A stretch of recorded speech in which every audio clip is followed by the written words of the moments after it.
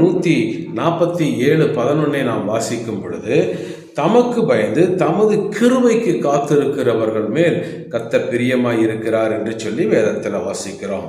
ஆக தமக்கு பயந்து அவருடைய கிருபைக்கு காத்திருக்கிற மக்கள் மேல் கர்த்தர் பிரியமாய் இருக்கிறாராம்.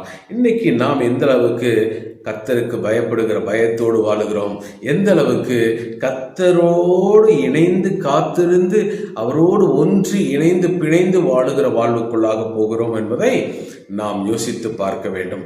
அந்த ஆங்கிலத்தில் அந்த பிரியமானவன் என்கிறதுக்கு பிலவுட் என்கிற ஒரு வார்த்தையை, அந்த பதத்தை பயன்படுத்துகிறார். இந்த பிலவுட் என்ற வார்த்தைக்கு அன்புக்குரியவர், அருமையானது, பெரிதும் நேசிக்கப்படத்தக்கவர் என்கிற ஒரு பொருளை வேதாகமத்தில் நாம் அதனுடைய சொல்லாளங்களிலிருந்து கற்றுக்கொள்ள முடியும். ஆக நம்முடைய தேவன் நம்மேல் பிரியமாய் இருக்கிறார்.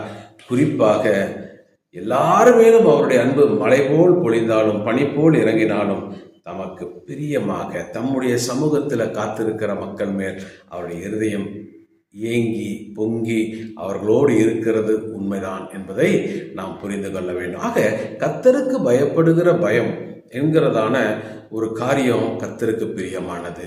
இதை குறித்து நான் யோசித்து கொண்டிருந்த பொழுது, ஒன்று, கர்த்தருக்கு பிரியமாக நாம் நடப்பதால் நமக்கு கிடைக்கின்ற ஆசீர்வாதங்கள் என்ன என்பதை குறித்து ஒரு பகுதியாக தியானித்தேன்.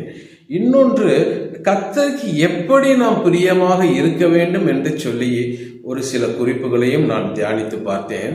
அதை இன்னொரு நாள் பேசிக்கலாம். இன்னைக்கு கர்த்தருக்கு பிரியமாக நாம் நடக்கும் பொழுது, வாழும் பொழுது நமக்கு என்னென்ன நன்மைகள் கிடைக்கும் என்பதை குறித்து நாம் சுருக்கமாக தியானிப்போம்.